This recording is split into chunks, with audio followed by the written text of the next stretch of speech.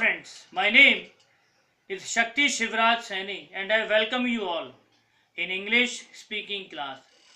Friends, previous chapters में हम लोग प्रीपोजिशन वर्ड के बारे में जान रहे थे. आइए प्रीपोजिशन के कुछ और वर्ड्स के बारे में जाने ताकि स्पोकन और रिटन में हम इनको सही तरीके से यूज करना सीख सकें. आइए शुरू करें. Towards TOWARDS. Towards. Towards की अगर मैं हिंदी करूं तो टूवर्ड्स की हिंदी होगी की ओर. की और एग्जाम्पल अगर हम देखें तो ज्यादा क्लियर हो जाएगा. एग्जाम्पल देखिए. He went towards.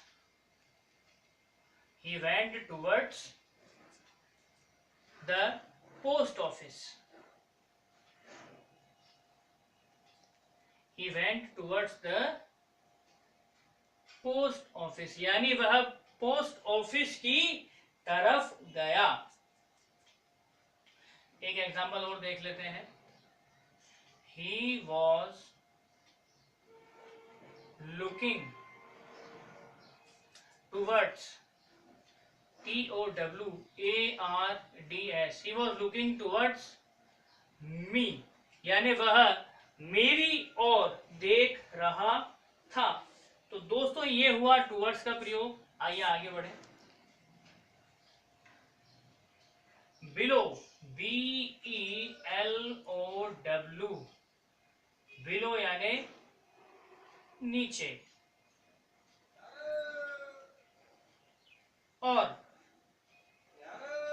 UNDER under. Under यानी भी नीचे. अब जब दोनों का ही मतलब नीचे है तो दोनों के यूज में जो डिफरेंस है वो कहां पर है. देखिए जो बिलो है, बिलो का यूज हम जब करेंगे यानी व्यवहार की निम्नता के लिए. बिलो का अर्थ होता है नीचे, बिना स्पर्श के. यानी कोई किसी ऑब्जेक्ट के नीचे तो हो लेकिन वो उसे स्पर्श ना कर रहा हो. पहला यूज तो ये हुआ. और दूसरा ये होता है कि व्यवहार की जो निम्नता होती है तब हम उसको शो करने के लिए बिलो का प्रयोग करेंगे. अंडर का बिल्कुल इसके अपोजिट होता है. यानी कोई किसी के नीचे तो हो लेकिन स्पर्श कर रहा हो. ठीक है, एग्जाम्पल से अभी हम समझ जाएंगे.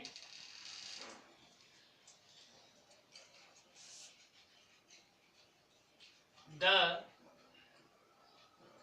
वैली इज बिलो द हिल. अब यहां पर जो वैली यानी वादी है उसकी पोजीशन बताई गई है कि वो पहाड़ी से, पहाड़ी के नीचे है. यानी पहाड़ी के नीचे है लेकिन वो इसका स्पर्श नहीं कर रही है. इस स्थिति में हमने यूज किया बिलो का. एक अंडर का भी देख लेते हैं. He was sitting under the tree. He was sitting under the tree. अब यहां पर पर्टिकुलर जो बंदा है पेड़ के नीचे बैठा हुआ है लेकिन वो चाहे तो पेड़ को टच कर सकता है. वो चाहे तो पेड़ को टच कर सकता है. Depends on the person. यानी कि वो हाथ बढ़ा करके पेड़ को टच कर सकता है. तो इस कंडीशन में वो पेड़ को टच करेगा. तो उस कंडीशन में हमने अंडर का प्रयोग किया नीचे. यानी इसमें जो पर्टिकुलर सब्जेक्ट है वो उस चीज को टच करने की काबिलियत रखता है. अगर नहीं कर रहा हो तो बिलो और अगर करता हो तो अंडर. क्लियर है. आइए और आगे बढ़े. इसी का एक और अगर हम प्रयोग देखें अंडर का तो my father works under mister Saini. यानी मेरे पिताजी श्रीमान सैनी के अंडर में काम करते हैं। अब यहाँ पर अंडर से तात्पर्य यानी कि वो एसोसिएटेड है, मिस्टर सैनी के साथ में जुड़े हुए हैं। स्पर्श यहाँ पर दूसरे तरीके का हो गया। यहाँ पर स्पर्श से तात्पर्य है एसोसिएशन, जुड़ाव, एक तरह का एग्रीमेंट। तो ये शो करना है हमें अंडर से। ठीक वैसा ही है, परिस्थिति बदल गई लेकिन यूज वैसा ही रहा। My father works under mister Saini. आइए इसका और देखते हैं यूज। बिलो, जैसे हमने बिलो के बारे में जाना था कि ये व्यवहार की निम्नता को दर्शाने के लिए शो होता है, तो बिलो का एक यूज ये भी है कि this arrangement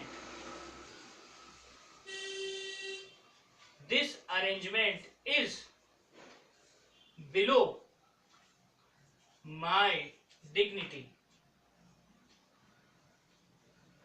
this arrangement is below my dignity, कि ये जो व्यवस्था की गई है ये मेरे जो सम्मान है उस सम्मान से तुच्छ है, निम्न है। यानी कि मान लीजिए आप आपके बॉस हैं, आपने आपकी बॉस की बर्थडे पार्टी ऑर्गेनाइज करी। अब आपने तो अपनी तरफ से बेस्ट कोशिश करी है, लेकिन आपकी जो बॉस है वो अलग ही ख्यालात के हैं। तो जब उन्होंने पार्टी में एंटर किया तो सारी व्यवस्था देख करके उन्होंने एक ही बात कही कि जो भी अरेंजमेंट आपने करी है वो मेरे रेपुटेशन, मेरे स्टेटस और मेरे लेवल से नीचे है, तुच्छ है, निम्न है। तो व्यवहार की निम्नता को दर्शाने के लिए हम बिलो का यूज करते हैं, और किसी का किसी पर्टिकुलर पर्सन की तरफ रवैया, बिहेवियर अगर निम्न हो तो भी हम इसका प्रयोग कर सकते हैं। तो बिलो और अंडर। आइए आगे बढ़ते हैं।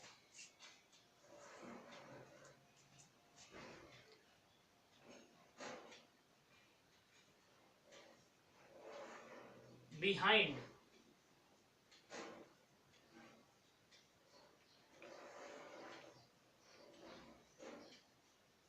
बिहाइंड यानी पीछे। बिहाइंड यानी पीछे। इसमें स्थिरता का भाव होता है, यानी जब कोई सब्जेक्ट किसी वस्तु के पीछे तो हो लेकिन उसमें स्थिरता का बोध हो, स्थिरता का बोध हो, तब हम प्रयोग करेंगे बिहाइंड का। एग्जाम्पल के लिए देखिए,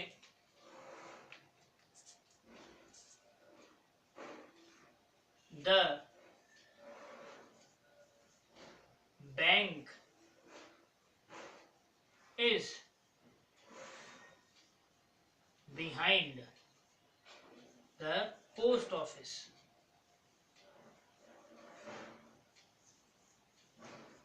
The bank is behind the post office. अब यहाँ पर जो बैंक की स्थिति है वो ये है कि बैंक जो है पोस्ट ऑफिस के पीछे है, यानी पोस्ट ऑफिस के ठीक पीछे है, और बैंक की स्थिति क्या है, वो स्थिर है, मूवमेंट नहीं है। तो ये कंडीशन हो, यानी जब कोई सब्जेक्ट या एक्स वाई जेड को भी प्लेस पर्सन थिंग किसी चीज के पीछे हो और उसमें स्थिरता हो, मूवमेंट ना हो, तो हम बिहाइंड का यूज करेंगे। आइए आगे बढ़ते हैं कुछ और प्रीपोजिशन वर्ड्स के साथ।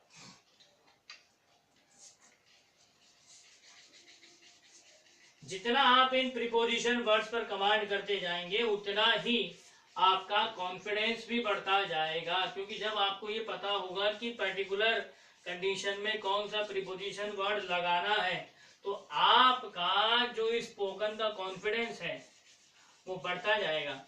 और सबसे जरूरी चीज स्पोकन में दोस्तों एक ही होती है, कॉन्फिडेंस। कई बार ऐसा भी हो जाता है कि आपने कोई सेंटेंस बोला, बोलते समय झिझकिए मत, आपका कॉन्फिडेंस ही सब कुछ है। कॉन्फिडेंस के साथ अपनी बात रखिए, आंखों में चमक हो। आइए आगे प्रीपोजिशन वर्ड की तरफ बढ़ते हैं। अगला वर्ड है after.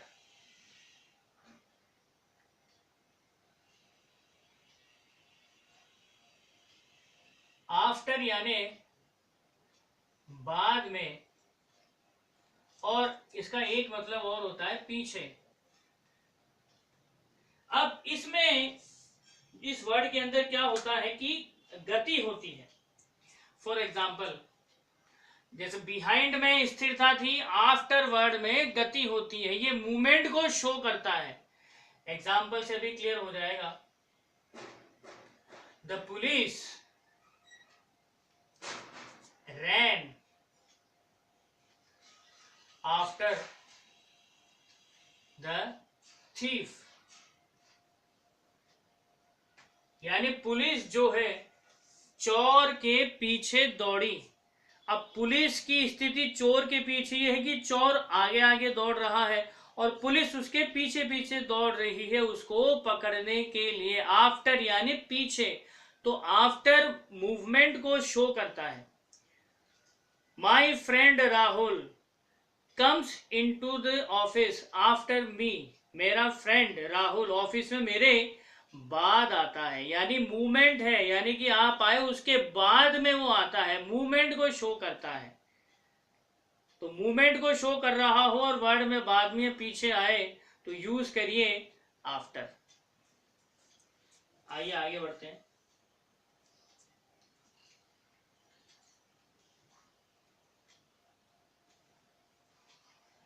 In front of, in front of,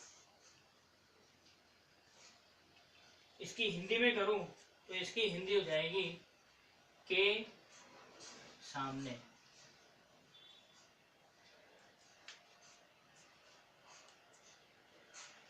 के सामने, जैसा कि नाम से ही पता चलता है, एग्जाम्पल से भी हम क्लियर करते हैं इसको। My school is in front of bank,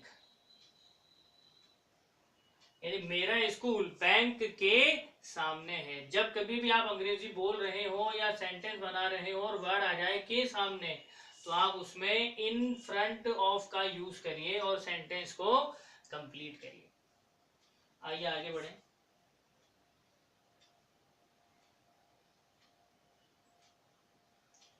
अगला वर्ड है अक्रॉस।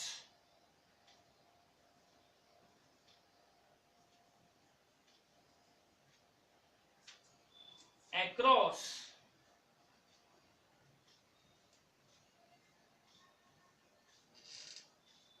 अक्रॉस यानी आर पार जाना या होना, आर पार जाना या होना।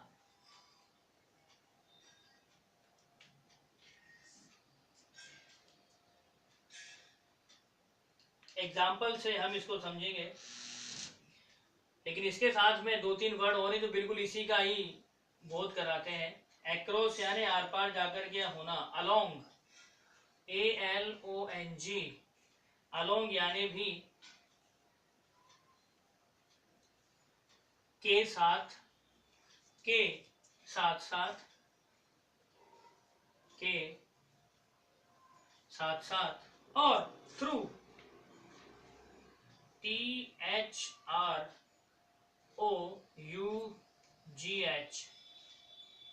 थ्रू। थ्रू का मतलब ही होता है से होकर।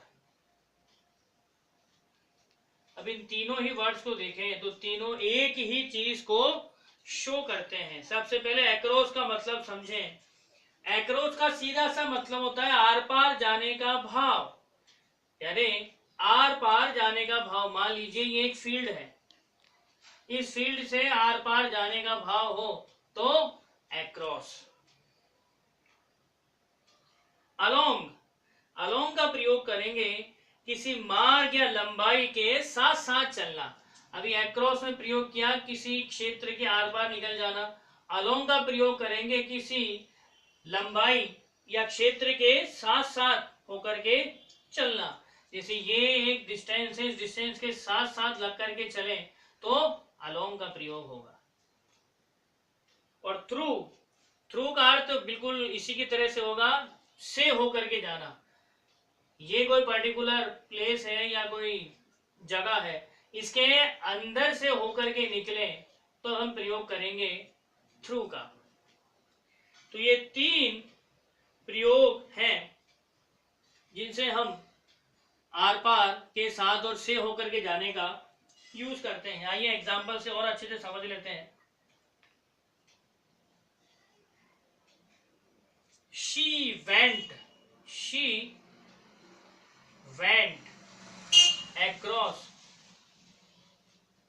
across the street, यानी वो गली के आर पार गई। ये गली है, वो गली के आर पार चली गई, तो went across the street। दूसरा प्रयोग देखते हैं। He ran along the road।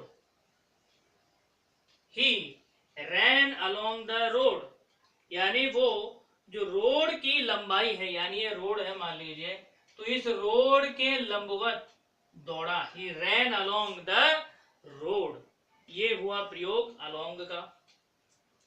Through का भी देख लेते हैं। थ्रू यानी से होकर, तो we can see through glass,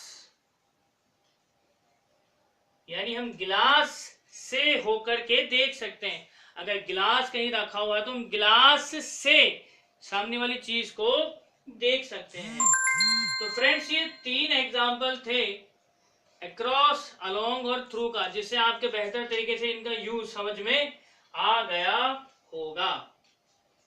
अगले लेसन में हम कुछ और प्रीपोजिशन वर्ड्स के साथ में आपसे रूबरू होंगे। तब तक आप इन प्रीपोजिशन वर्ड्स को ठीक से प्रैक्टिस करिए, लर्न करिए, अभ्यास करिए और मुझे आज्ञा दीजिए। नमस्कार।